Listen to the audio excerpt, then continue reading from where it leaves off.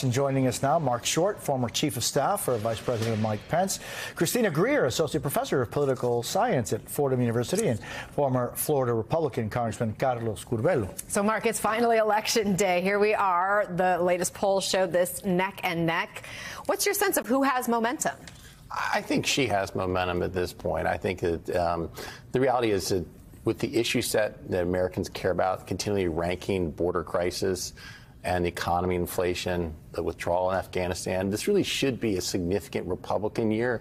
But I don't think that's the closing message that Donald Trump has had. Instead, we've been talking about all sorts of things like fluoride in the water, eliminating vaccines, condemning Liz Cheney. And so I think that for a lot of Republicans down ballot, I'm sure they wish this was a more focused closing message from the Trump campaign. You know, Carlos, you've talked about how Trump and his campaign has really kind of stuck to feeding its base instead of growing the base. But there has been, you know, the Joe Rogan thing, Elon Musk. I mean, is there a possibility that Trump can bring in voters who have never voted before and expand it that way?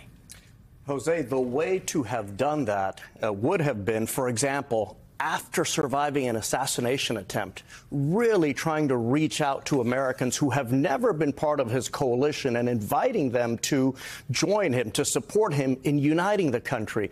He had that opportunity. I think he thought about doing that for about 2 or 3 days, and then he reverted back at his nomination speech to that all-base strategy. And you've seen that even in this last week where Vice President Harris has really tried to reach out. In the last couple weeks, she's campaigned with Republicans. Donald Trump has done none of that. He has continued with the same rhetoric, and he thinks he can pull off a 2016 again, which is really the only time that his base propelled him to victory.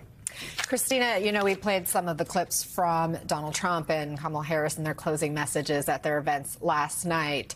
I want you to listen to J.D. Vance, Trump's running mate, at one of his final messages. But in 2 days, we are going to take out the trash in Washington, D.C., and the trash's name is Kamala Harris. There's been a stark change in tone in contrast, really, between these two campaigns. That comment calling Kamala Harris, the sitting vice president of the United States, trash. You know, Nicole Wallace, our colleague, said that may have been like the biggest mistake she had seen. She's been involved in politics for a long time. What is the message he sent to voters there? Well, I think, as was said, you know, the negativity of this particular campaign is exhausting. And Donald Trump has been exhausting to a lot of Americans and Republicans. And so keep in mind, he's been on the top of the ticket 3 times now. He's possibly going to lose the popular vote again tonight. And so he would have lost 3 times. And if he loses again, Republicans really have to reorganize themselves because the messaging isn't there. We know Americans go to the polls for economic issues. Calling the sitting vice president, who happens to be a woman of color, doesn't galvanize women, it doesn't galvanize people of color, and it definitely doesn't galvanize Americans who are utterly exhausted by a campaign that's not putting forward an economic vision. I guess it could galvanize, but maybe not in the way they would hope. In the way that they want. Yeah, and Carlos, I'm just thinking, you know, the impact of the Latino community this time around is going to be, it's probably the most important time and just by numbers. And we've often said that there is no Latino vote, there are Latino voters. But what are you looking at? Well, what I'm looking at is the Puerto Rico comments. What difference did that make 10 days out? Because we all know Donald Trump has made significant gains with Hispanic voters. I mean, it's remarkable the way these voting coalitions have been so dynamic in recent years. Democrats are getting more white voters. Republicans are getting more voters of color. And a lot of those voters are Hispanic. However, the Puerto Rico comment really stepped on all of that and I think blunted a lot of the momentum that Donald Trump had in the Hispanic community. That could prove to be decisive in states like Pennsylvania and Nevada. So tonight we're going to be looking at those counties where there are a lot of not just Puerto Rican voters, but other Hispanic voters who could make the difference in these states. Mark, you talked about how Donald Trump's been focusing on the wrong things and what he is talking about. Here's another clip from him last night. I'm not running against Kamala. I'm running against an evil Democrat system. These are evil people. We're running against a very evil system, and we have to defeat that system, and America's future will be an absolutely incredible one. Mark, it sounds like he's calling anybody who doesn't agree with him or vote for him evil. I mean, isn't that dangerous rhetoric?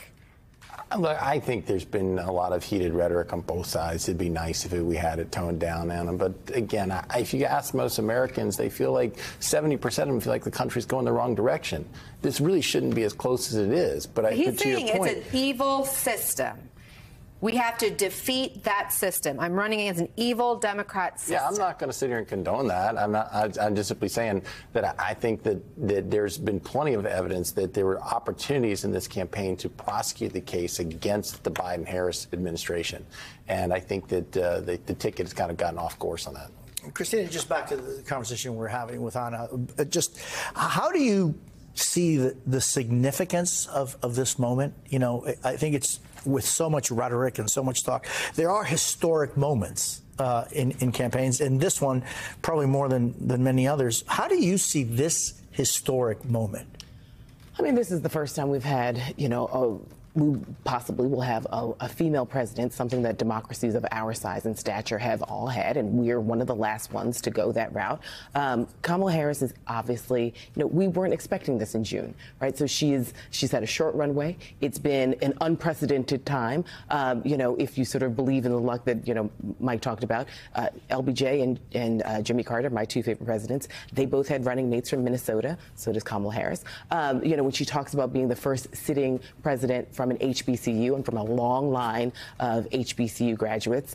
And so that means something about the development of sort of African-American and Black excellence in our education system. We're used to kind of the same cast of characters. So it'll mean a lot to, obviously women who were terribly disappointed after 2016.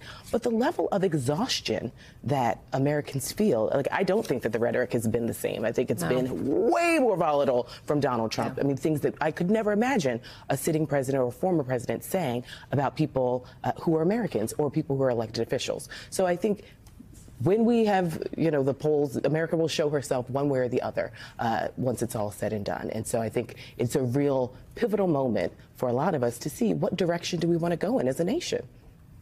If Donald Trump wins tonight, Congressman Curbelo, what will you attribute that to?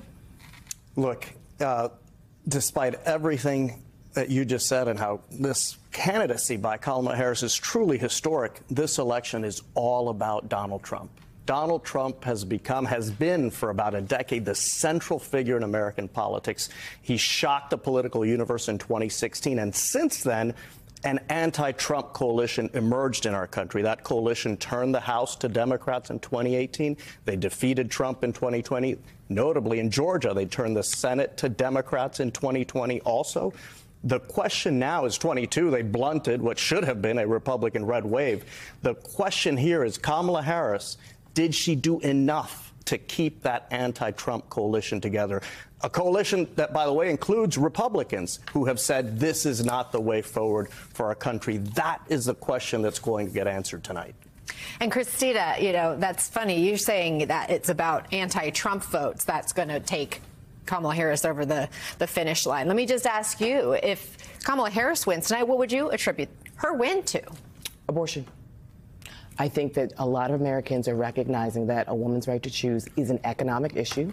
I think a lot of men are waking up to some of these conservative policies and recognizing that they will be affected as well. It's on the ballot in several states across the country. And I do think that if Kamala Harris is victorious tonight, she and the Democratic Party have made a case as to the autonomy that women and families should have. And it's about gaining things and gaining more policies as opposed to purely draconian policies that are taking things away. Mark, your thoughts, if the vice president wins tonight, will it be her victory, or will it be that simply Trump loses once again? I think it's more polarized around Trump. I think that I think he always has an animated, loyal base of support. It gives him a very high floor, but he also has a low ceiling. And so I think it was in his advantage to have multiple candidates in this race. I think it was a strategic error to talk Robert Kennedy out of the race, because if you make this binary, I think that there's more people who are opposed to his candidacy right now. And I think that's the challenge, is that I think Republicans are missing an opportunity to have this actual election be about the issues. Because if it was about the issues, I think Republicans would be prevailing this cycle. Mark Short, Christina Greer, Carlos Curbelo, thank you all.